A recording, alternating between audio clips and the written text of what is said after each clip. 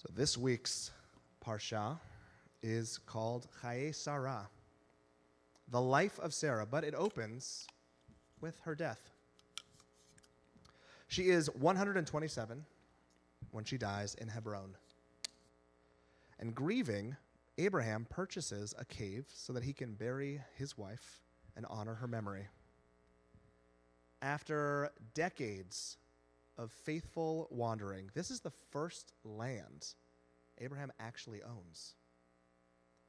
He publicly negotiates, insisting on paying full price, 400 shekels of silver, weighed out before witnesses.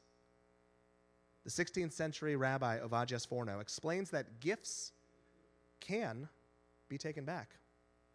Purchases, however, create mutual obligation, legitimate claim. Abraham was establishing his family's right to belong here, permanently, witnessed, undeniable. Not long after, Abraham decides that his son, his only son, Isaac, the one he loves, should have a partner. But Isaac, being a bit of a dud, Abraham sends a servant to find Isaac a wife. And the servant arrives at the location and prays for a sign. Let the right woman offer me water and to my 10 camels.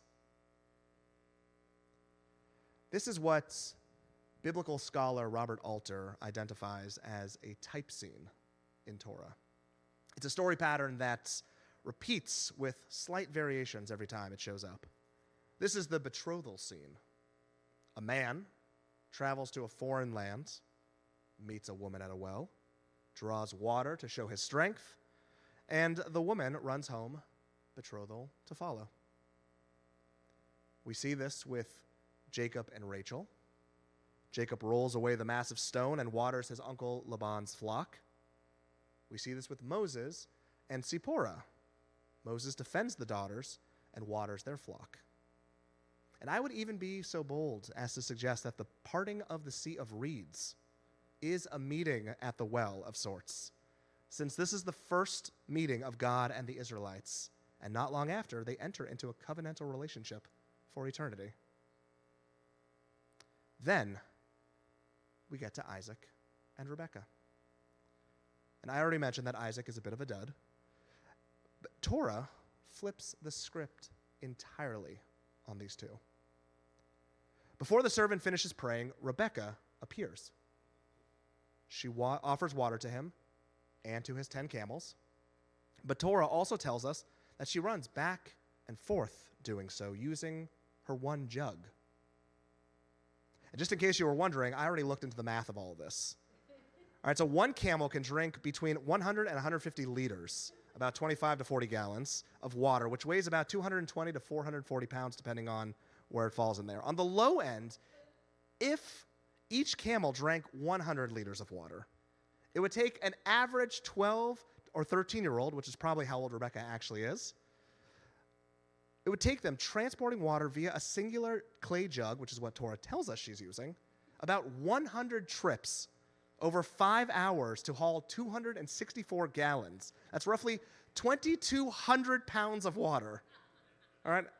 That's on the low end. On the high end, it would be about 200 liters, which would take her 200 trips at about 10 hours total to move 530 gallons, or about 4,400 pounds of water.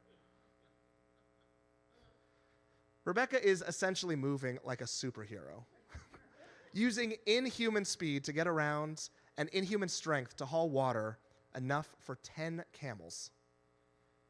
This isn't so dissimilar, though, to what we just witnessed in last week's Parsha, when Abraham jumps up to welcome the strangers. Here, though, we see Rebekah as the first woman in Torah to perform chesed, loving kindness, as an active choice. She sees a stranger's need and runs to meet it. When asked by Abraham's servant if she'll come marry Isaac, Rebekah makes her own decision. Her family asks directly, "Will you go with this man?" And mirroring God's direction to Abraham, Lech lecha, Rebekah says, Elech, I will go.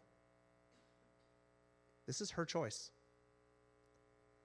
Next week, when she's pregnant and troubled by the war raging inside of her womb, she goes directly to God herself. She receives prophecy directly from God. There are 2 nations within you, and the older shall serve the younger. And she's the one who ultimately orchestrates Jacob's blessings. She's a boss lady. And Torah preserves Rebekah exactly as she is.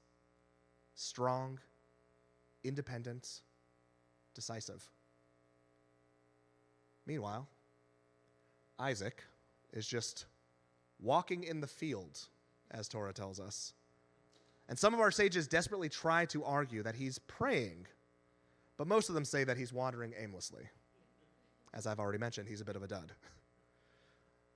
When Rebekah arrives, she jumps off of her camel and runs towards him.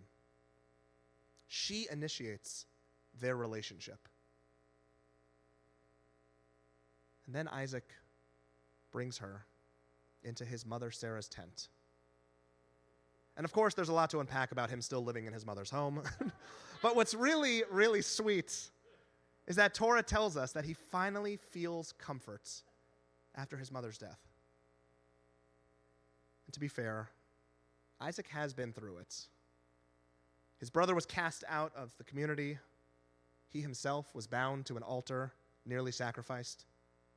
He just lost his mom. He's grieving. And Rebekah becomes his comfort, his safety, his home. That tent represents so much more than physical space. It's security, it's protection.